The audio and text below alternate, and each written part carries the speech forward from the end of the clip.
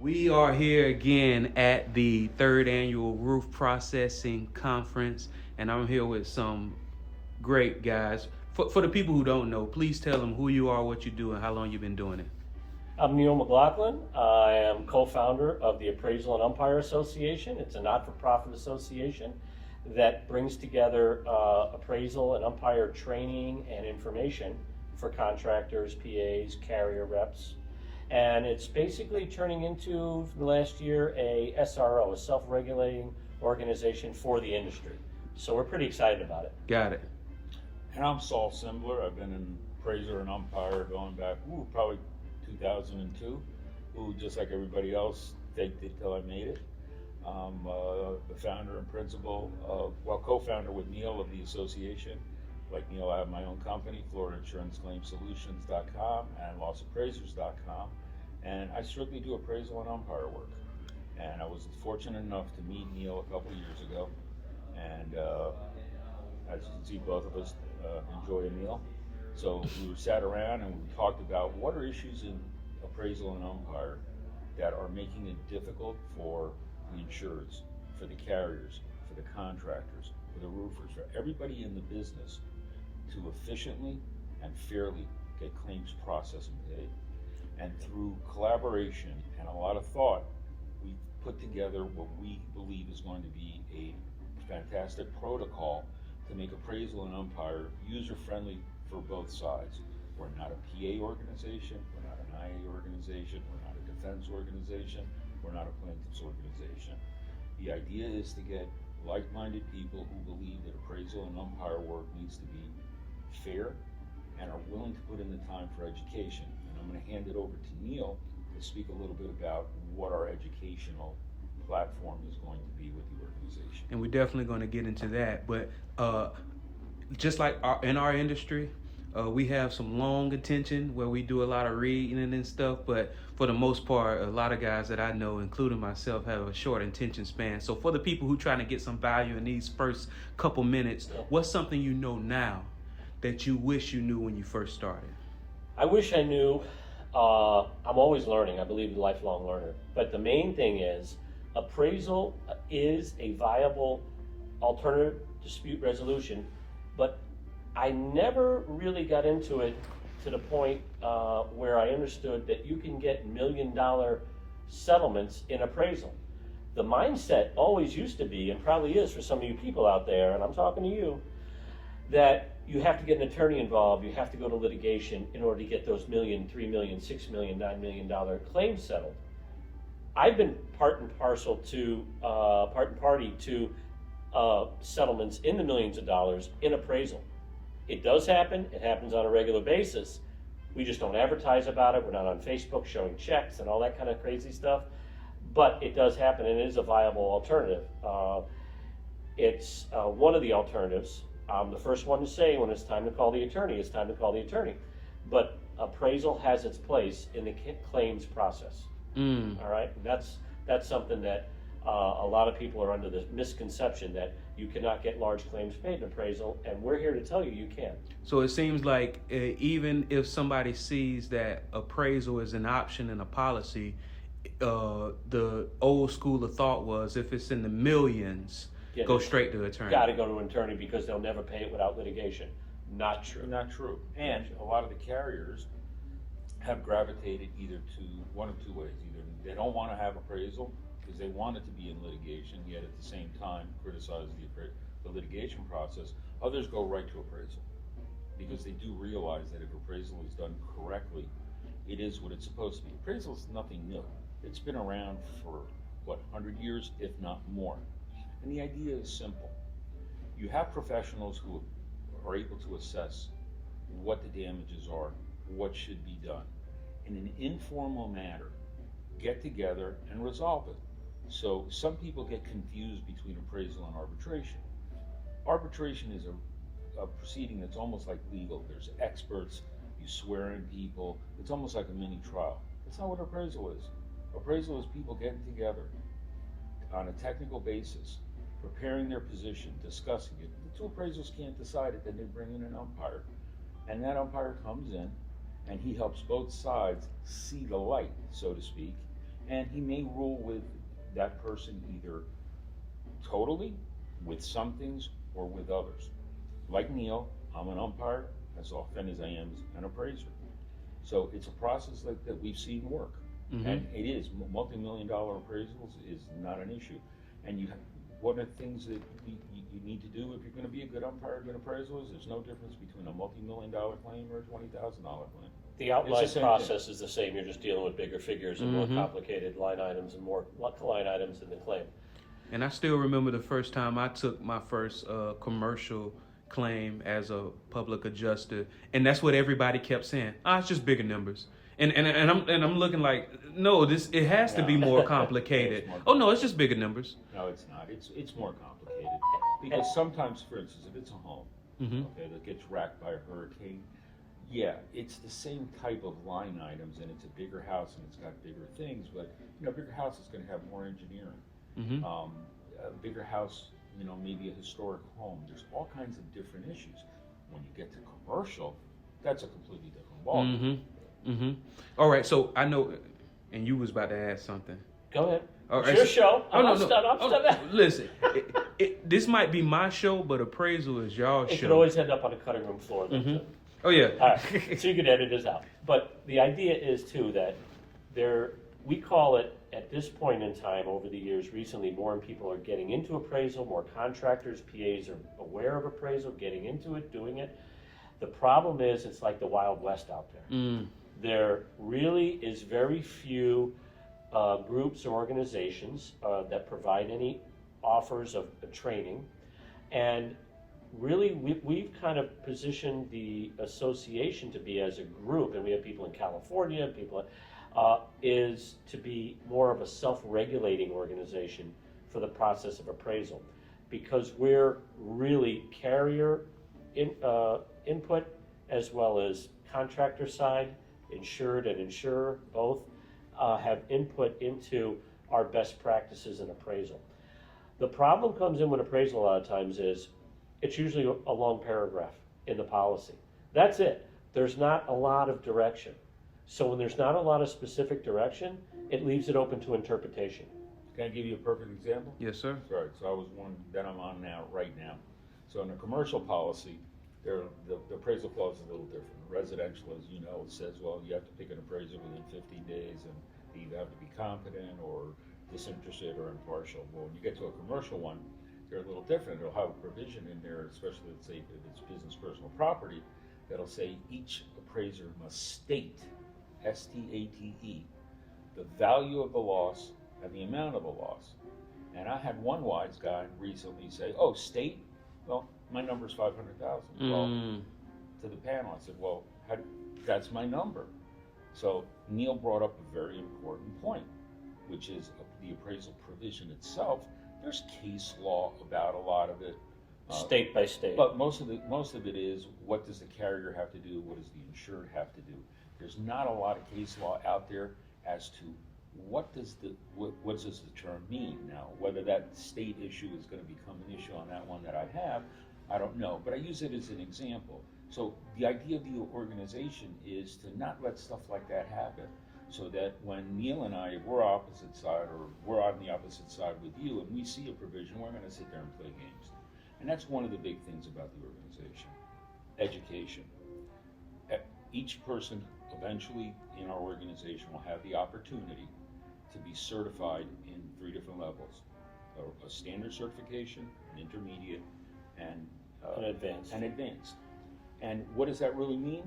Neal, Well, get into it. So this has been a sticking point amongst our board members because we do everything by committee. There's no one person making a decision. Everything's by committee. And we're a nonprofit. And so it's you a understand. not-for-profit, and no one draws a salary that works here. The best they can get out of it is a little name recognition maybe, but other than that, people are donating their time. I'm down And I here got on my the t-shirt. time, I got the t-shirt. and Saul's here on his time. I flew from Chicago, he flew from Miami. This is all on our own dime and our own time in order to put forward the association. The idea, though, is that in the classes we've run, and we've been beta testing our classes, and this might scare some people off, we have about a 40% failure rate. And people will say, well, no one's going to be happy paying you money and then they don't pass the test. Our position is, as collectively as a board, maybe appraisal isn't for everybody. And if it's not held to a high standard, then you're just giving people out what we call participation certifications, like participation trophies. You showed up, everyone's a winner. Not so. What we look at is maybe you shouldn't be. And for the advanced umpiring certification, just for the people who may be interested, how do you become? You take the class, you pass the written. If you don't pass the written on the first try, you have to wait 5 days before retaking it. It's not like you just take it in 10 minutes with the answer still up on the board or whatever. We don't play those games. And the next thing is, in order to get the umpire certification, you have to provide 3 recommendations from opposing appraisers who you've been in appraisal with that have said, not that you're their best friend, but you acted professionally, competently, unbiasedly in performing the appraisal. Remember, not 3 appraisers who you go have drinks with all the time. Not that we don't do that with opposing appraisers, as I do that all the time. But people who say, listen, right, the guy knows how to do these things. Yeah, and they have to recommend you, and they have to say, I believe he would make, or she would make, a very competent umpire. And listen, and we need 3 of them, and we need the specifics of it, the documentation of it, so we can verify it with the person. Nobody else is doing things like this, but we are. But that's to protect the contractor, the public, when hiring and recommending and an the appraiser carrier too, and the carrier, that you have someone who's, number one, at least done 3 appraisers before they even jump into umpire. There should be a minimal requirement.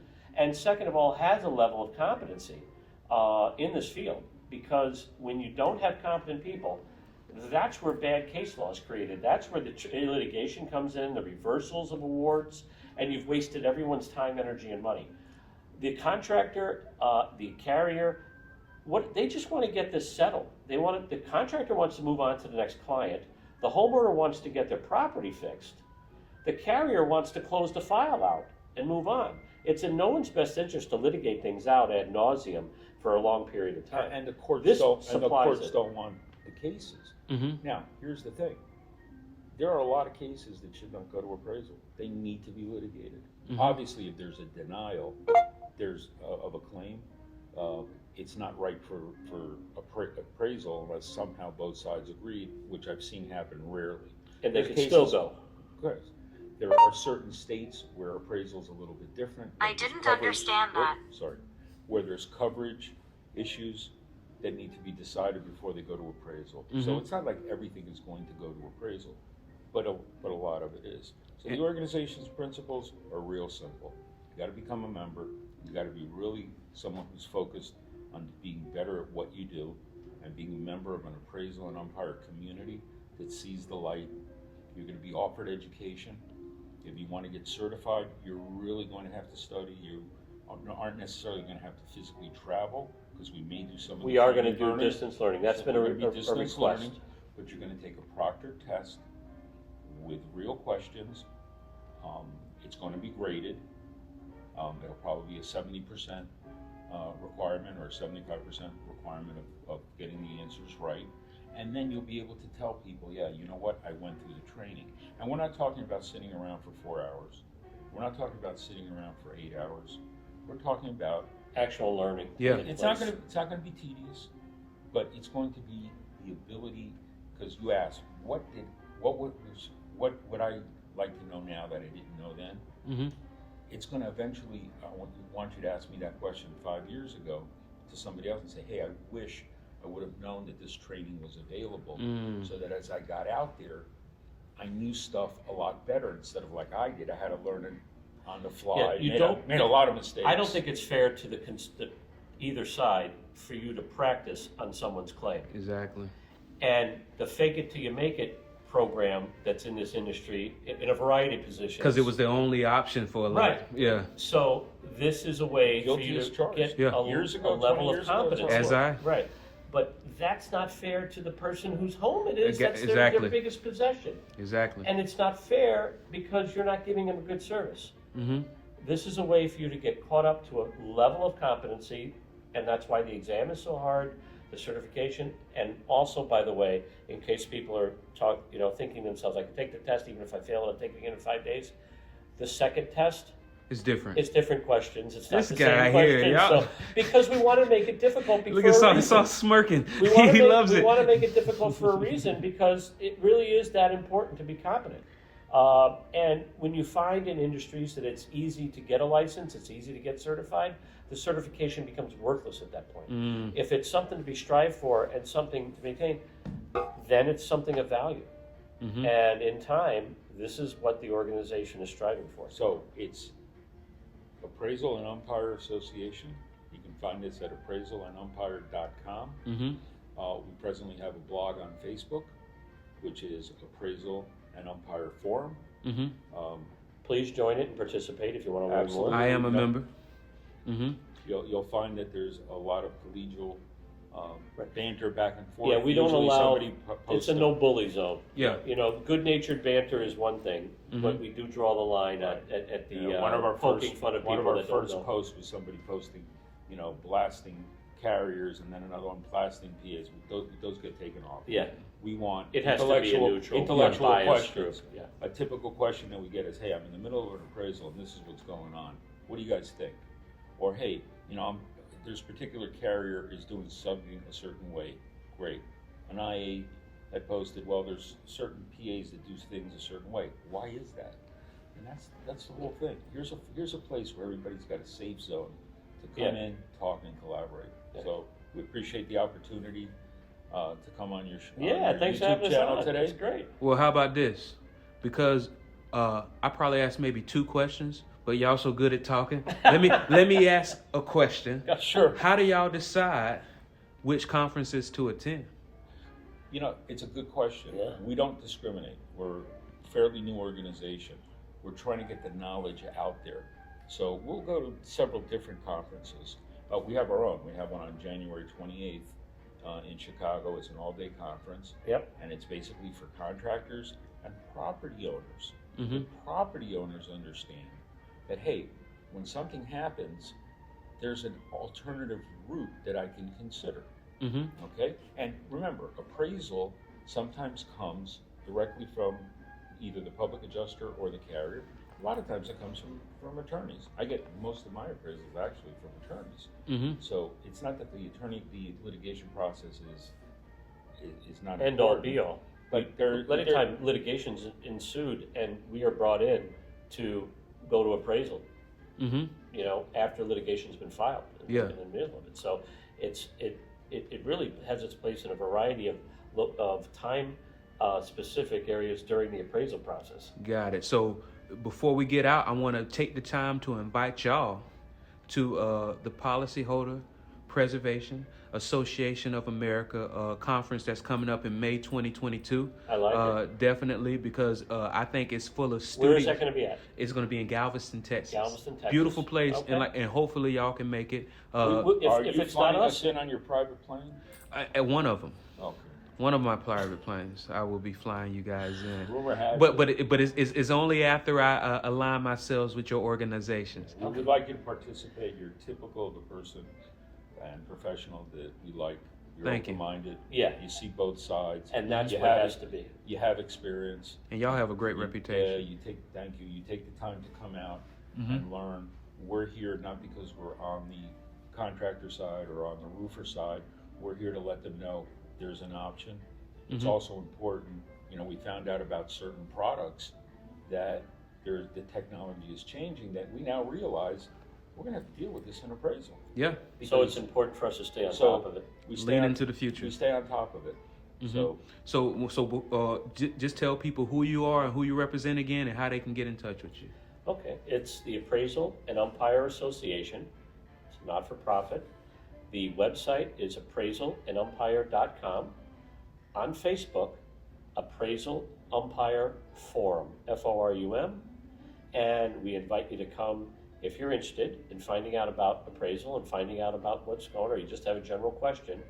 There's so many moderators that we have that are really well known and really well versed in appraisal that I do believe it's a great source of information for someone who just has a question. And if you want to get hold of Neal, his email address is neal@appraisalandumpire.com. That's Neal, not Neil, because I And misspelled it forever.